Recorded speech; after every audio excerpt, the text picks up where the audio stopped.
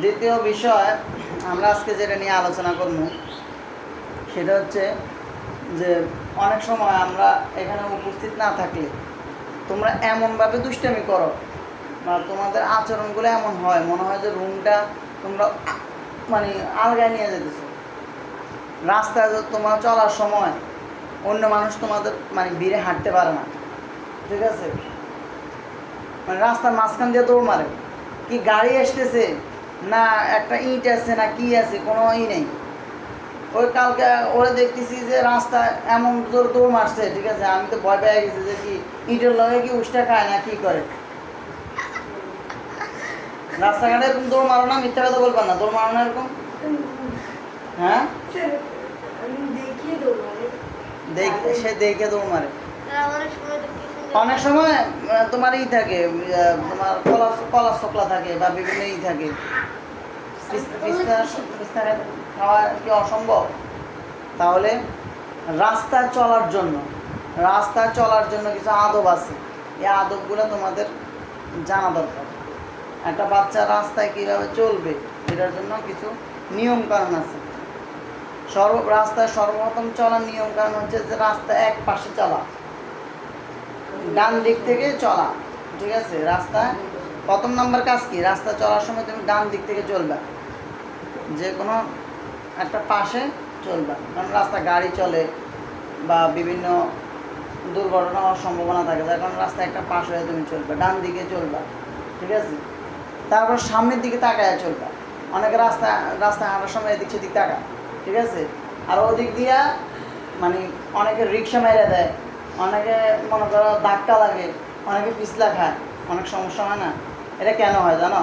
তার মনোযোগ আরেক দিকে, সে আরেক দিকে তাকা হাঁটতেছে, এদিকে তার খবরও নাই সে আরেকজন লাগে ধাক্কা খেয়েছে, এরকম হয় না?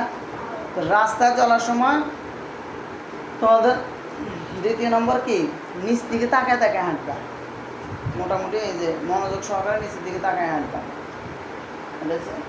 এরপরে রাস্তা চলার সময় অতি দ্রুতও না আবার অতি ধীরে স্থিরও না, মানে মধ্যম গতিতে হাঁটবা। অনেকে খুব দ্রুত হাঁটে, উষ্টা খায়, আবার ধীরে ধীরে হাঁটলে একটা অলসতা ভাব আসে, ঠিক আছে? তাহলে অতি দ্রুতও না অতি ধীরেও না, মধ্যম গতিতে হাঁটা। আমার কথা বুঝতে পারছি? তারপরে যে জিনিসটা বলবো আমরা সেটা হচ্ছে যে রাস্তায় অনেক সময় অনেকে কলার খোসা ফালায়, অনেক সময় রাস্তায় হাঁটার সময় দেখবা বড় ইট পড়ে থাকে, দেখো না এরকম? তখন এই জিনিসটা সরাইয়া দিবা। এতে হয় কি, এতে হয় যে অন্য মানুষ বিপদগ্রস্ত হওয়া থেকে বাঁচা যায়। হাদিসে আসছে আল্লাহ রাসূল সাল্লাল্লাহু আলাইহি ওয়াসাল্লাম বলছেন যে আল ঈমানু বিদউন ওয়া সাবউনা শু'বা, ঈমানের ৭৭টি শাখা আছে। কয়টা শাখা? ফাআফযালুহা লা ইলাহা ইল্লাল্লাহ, সর্বপ্রথম শাখা হচ্ছে লা ইলাহা ইল্লাল্লাহ। ইমাতাতুল আযা আনিত তরিকি ওয়াল হায়াউ শু'বাতুন মিনাল ঈমান। আর সর্বনিম্ন শাখার মধ্যে হচ্ছে যে রাস্তা থেকে কিছু সরাইয়া দেওয়া, এটা হচ্ছে ঈমানের একটা শাখার অন্তর্ভুক্ত। রাস্তা থেকে কিছু কি করা? সরাইয়া দেওয়া।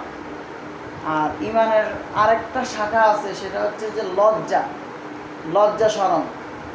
পড়ালেখা না করে যদি কেউ মানে পড়া না পারে, এখন তার যদি লজ্জা না থাকে তাহলে তার মানে ঈমান নেই তার।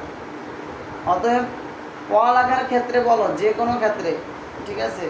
তুমি একটা অশ্লীল কাজ করলা বা একটা অন্যায়মূলক কাজ করলা, তোমার লজ্জা নেই, তোমার লজ্জা লাগতেছে না তোমার, বা তোমাকে একজন লজ্জা দিচ্ছে, তোমার লজ্জা নেই, তার মানে তোমার ঈমান নেই, ঠিক আছে?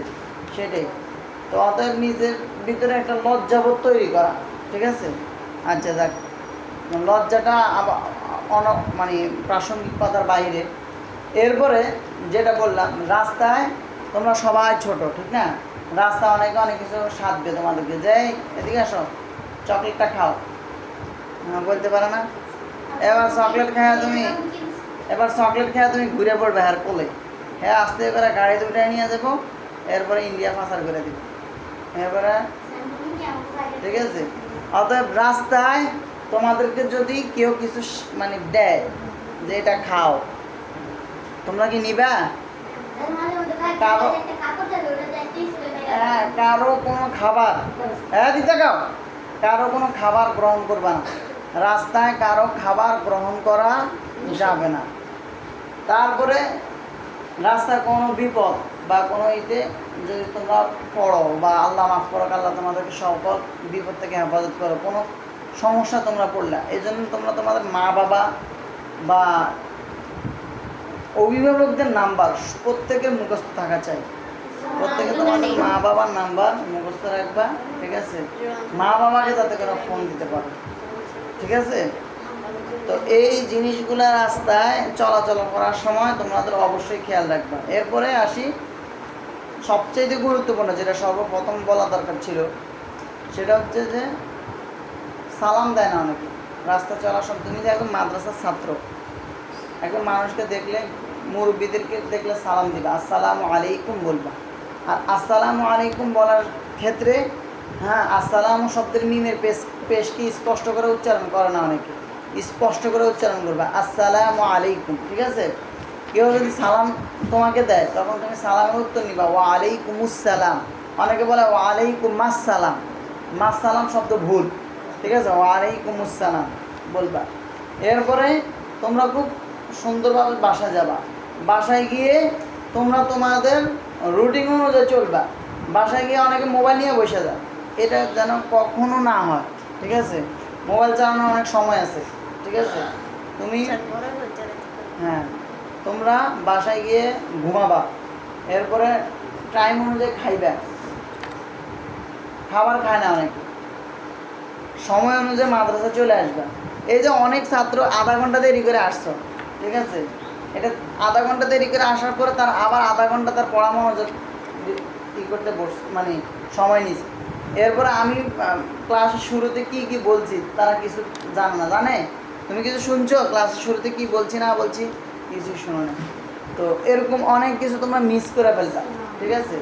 অতএব নিয়ম অনুযায়ী সময় মতো ক্লাসে উপস্থিত হবা, সময় মতো বাসায় যাবে, প্রত্যেক কাজ সময় অনুযায়ী করার চেষ্টা করবা, এবং আজকের পড়াটা আজকে ইয়াদ করে ফেলবা, কালকের জন্য রেখে দিবা না, ঠিক আছে? এই ছোট্ট এই অল্প অল্প জিনিসগুলো প্রত্যেকদিন মানে যে শুনতেছো এগুলো মনে রাখবা, ইনশাআল্লাহ তোমাদের উন্নতি হবে আস্তে আস্তে, ঠিক আছে?